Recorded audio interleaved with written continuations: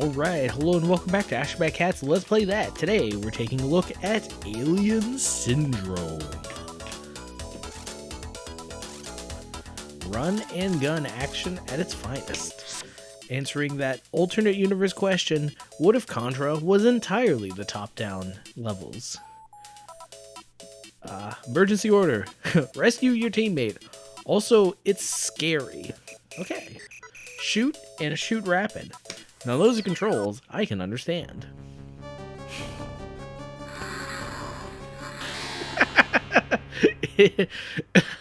It's funny because the title looks like an animal.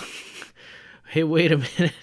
Oh, I see. So you can only shoot in the direction you're going. It does seem like it would be a twin stick game, but we don't have a twin stick. One piece start only. Oh, you can choose. I wonder if you can choose again if you die.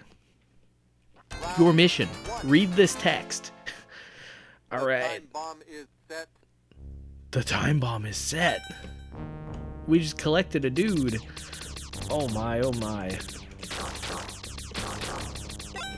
Huh, I wonder if... Well, I hope you don't get penalized for... Wait a minute, was there a map? Can we go back to the map? I want to remember where everybody is. I assume you have to go back to that initial starting. Oh, maybe you go here? I mean, you play a lot of these arcade games and like your character dies and it's this like anguished scream. It's like or some other sort of like death thing, but like this guy is just like, oh, you got me. What a guy. Okay, and now that I can use my basic reasoning skill and ability to read the English language, there's the exit sign, so at the very least... Did it save my progress? This doesn't seem like a save your progress kind of game. It did not. Okay, well, it looks like we're going to need to actually play very well, so I'm going to turn my commentary down to mode 0.5 as I play through the game like a pro. Also, I will be engaging in shoot-'em-up commentary mode, so we are going to engage in nothing but the finest stream of consciousness arcade commentary. Just remember though, by saving processing time on my commentary, I can get gameplay time on my... It's a game system. You play the games on it. Anyway, let's see. So, we're off to a good start. I would typically complain about not being able to see the map at all times, but it's not such an issue considering that this game is like... It's so... The game map is so small, predictable, linear, and like... I mean, you kind of already know where to go anyway, and if you ever do want to check the map, then you can just see it there. That's actually a rather elegant way of doing it. Honestly, I kind of wish other games would do that, because it's like, how many times have you been playing through Metroid?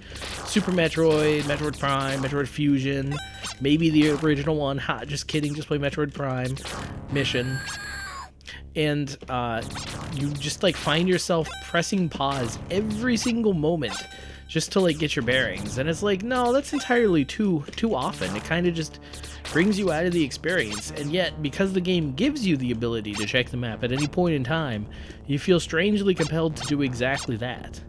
But maybe games should be designed where you only need to check the map every now and then.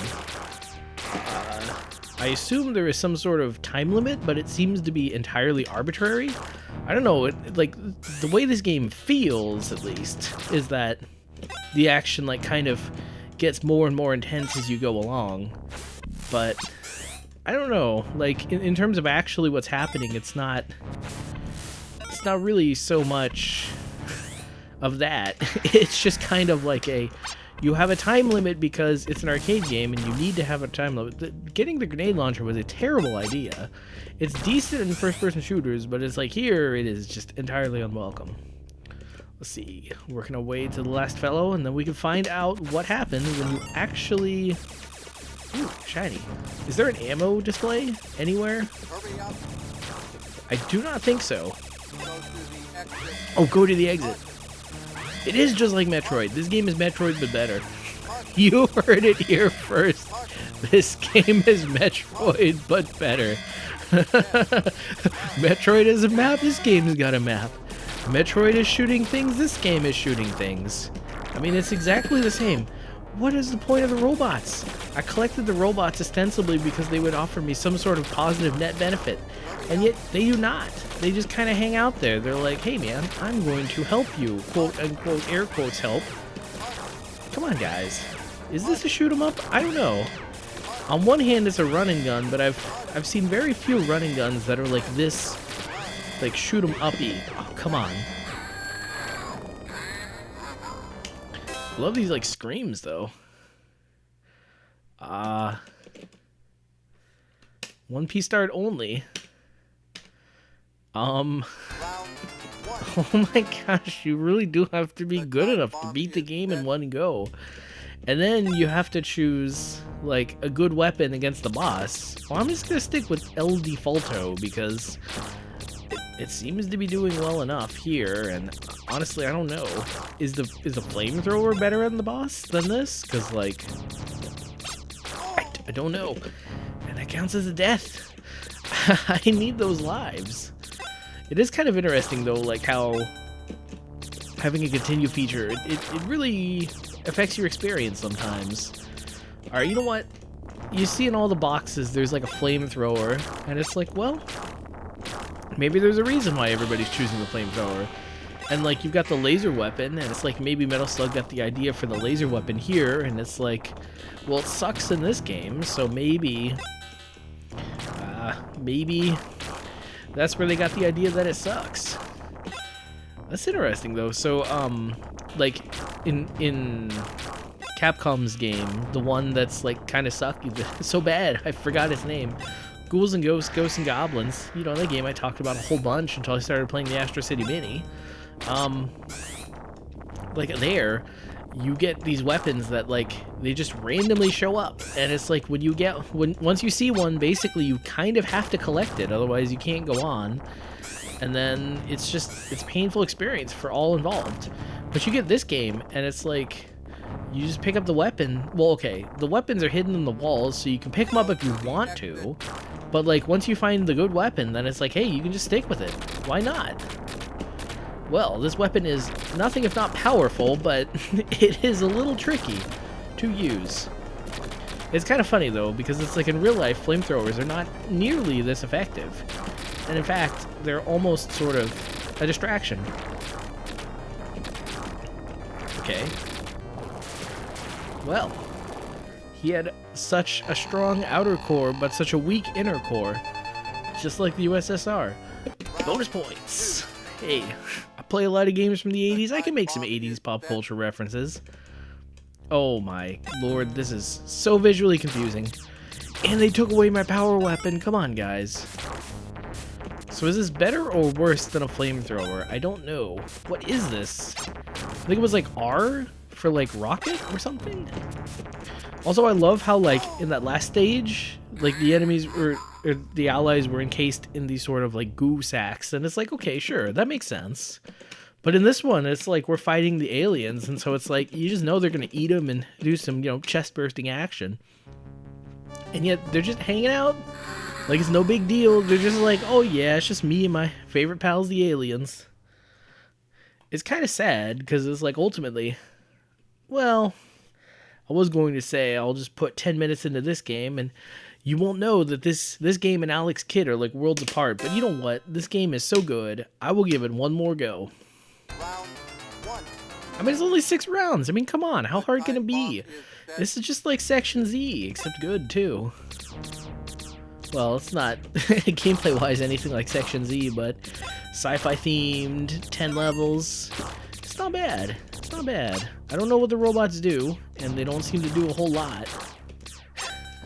Yeah, what's the deal? Because Capcom in their Arcade Stadium collection, they at least like explain more of what these games are about. I wouldn't have known half the things I do about Section Z if I hadn't read them in the manual. But here, it's like, give me that flamethrower, man. I understand why all the promotional art for this game has the flamethrower. It is the weapon of weapons. Oh, I see. So the robot does help. You just have to temper your expectations. I mean, he is basically a thoughtless small little robot that follows you along and does very, very little. Alright. Dang. Now this is a sense of power. And then you have Alien Syndrome on, like, the Genesis, which is like, I don't know, some sort of weird beat-em-up or something, but then you have guns. It's not at all like this, and that's kind of sad. Or maybe I'm thinking something else. Oh, is that AI for AI? Oh no, it's A for a weapon you would prefer to avoid. Alright, let's see here. It is kind of interesting how you look at these like various weapons or various games, and you see like what kind of weapon is the ideal choice for any of these particular times. And like this one, like it really is all about those power weapons and the flamethrower, just for its like speed of shot. Let's go back to the map. Yeah, back in the days when we had maps, and we had to use them a whole bunch, and you had to actually memorize what the map said. You couldn't just like pretend and then download it to your smartphone. Just check your smartphone by pressing start every 5 seconds. Well, I mean, the game gives you 54. Oh, there's no going back. So once you choose a weapon, you are just like stuck with it. Come on, where are the flamethrowers? There was a flamethrower here before. I would appreciate that. Well, I'm not so far gone as to turn to the laser for help, although that is subject to change. Am I still on 2 lives? I cannot believe it. I love how this whole, like, playing these retro arcade collections, it's like how it started. It's like, man, I'm going to play these games until I get good, and then I'm going to set a score on the Caspo leaderboards, and then I'm going to like prove myself to the world, and I'm not going to stop until I set the score.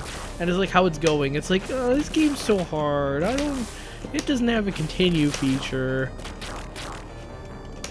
Though, oh, okay, they seem to like go away. I don't know.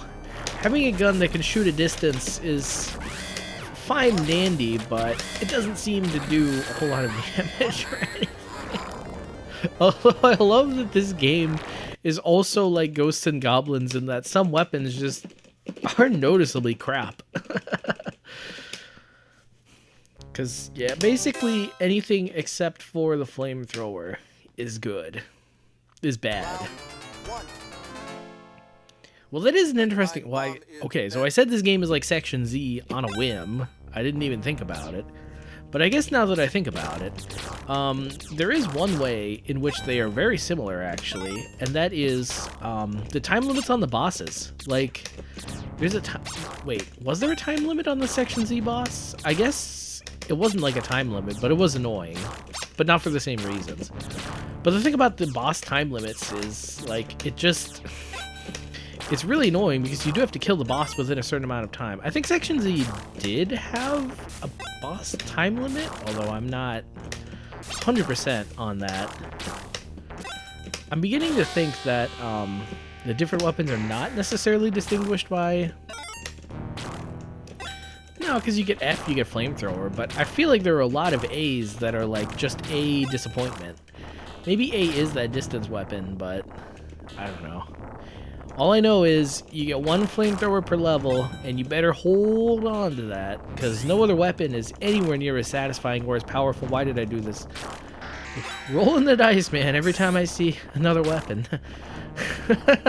But again, I am very grateful that, at least unlike Ghouls and Ghosts, you can like choose if you want a weapon or not. Well, I mean, you can choose if like you're not some sort of like thoughtless man creature that like just lives to consume video games but doesn't give it any other conscious thought otherwise. Why did I keep going for those weapons? I had everything I needed. And then, well, I can live with this. I can live with this. It would not be a great life, but I could live with it. Man, how baller would it be if I just collected that last human being? Oh, there's another one. How baller would it be if I just collected that last human being and just walked straight to the exit? I'm gonna have to memorize the locations of the maps because I'm not lost per se. That's right. I'm not lost. I know exactly where I am. But Go to the exit. cause it's like, yeah. Oh, all right.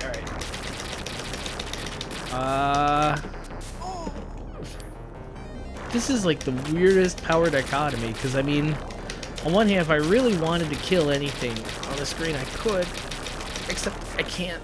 What is up with this nonsense?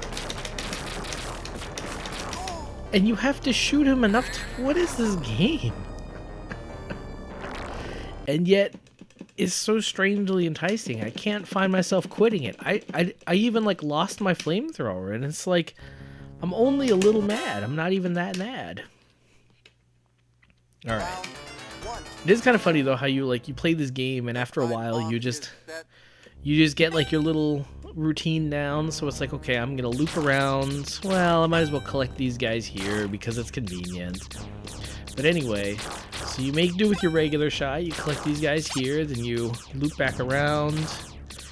You try to make your way to the flamethrower. I mean, sorry, rescuing more humans. That's right.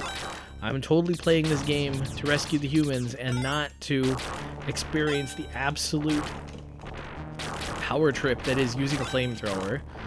Then, I don't know, we'll get these guys in the middle. Oh no, that's too much in the middle. Oh, you can walk either way in the beginning. Huh. I don't even know why I'm walking left. I mean, a lot of arcade games, it's you walk to the right? Okay. Distance attacks, that's cheating. Is this what it feels like being a melee-focused enemy in, like, a game where the player character has a distance weapon? Because if it is, I do not like it. Okay, I haven't quite figured out my routine down this far. So you get this guy, you walk over, get the guy in the middle, you get the guy on the right, try not to flamethrower him, even though through ludonarrative dissonance, that doesn't matter. Get the last guy, walk to the exit, act like a boss, try not to gloat too hard, because this enemy, he senses gloating, he will punish it.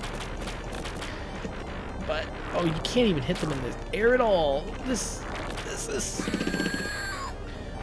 so fit.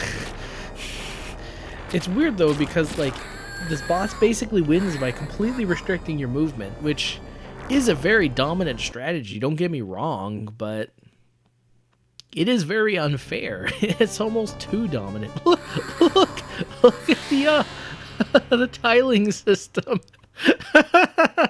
Making a thumbnail for this game is gonna be pretty easy. That's pretty great. It just uses the same tiling system I use. Oh wow, so you can play it as 2-player, but unlike Quartet, this game actually like feels like you could play it 1-player and like still enjoy the experience.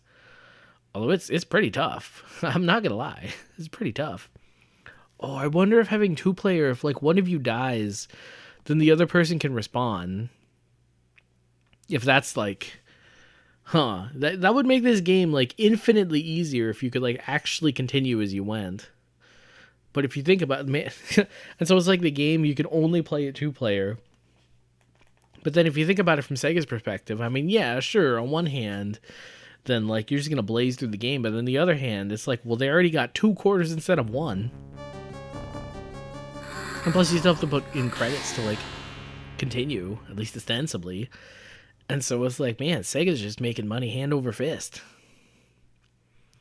This is an interesting game, because it's like on one hand, usually in a game like this where I can't even beat the first level like 4 times out of 5. Like, usually I'm kind of mad, but like, I don't know. This game, it gives you that visceral thrill of like defeating enemies. And even that boss, like, yeah, he's super cheap, and yeah, he restricts your momentum, or your movement. But like, if you have a flamethrower, like, you can just roast entire parts of him in seconds. Granted, it's not the right parts to stop him, but at least the game, like, it gives you that sense of destroying things, of, like, killing enemies. And, well, that's not something you get from every single game. So I can kind of see the appeal of this game. It's like a Metal Slug when, like, You shoot some. Ooh, that's a good thumbnail too. But it's like a Metal Slug. When you just like you shoot somebody, it's like they die. One shot and they die. And I mean, yeah, you can get more powerful weapons, but in a certain sense, you don't even need it because it's like your base pistol. It's like, well, okay, once you have auto fire, but your base pistol with auto fire is like basically unstoppable because it's like one hit, one kill. And then the stupid aliens come along and like defeat that rule, and it's like, come on, man. I thought we had a thing going here. No aliens. No aliens. Well, speaking of no aliens, I will leave these intro screen people to kill all the aliens since they seem to be a lot better than me at it. So on that note, this cat's got a pout.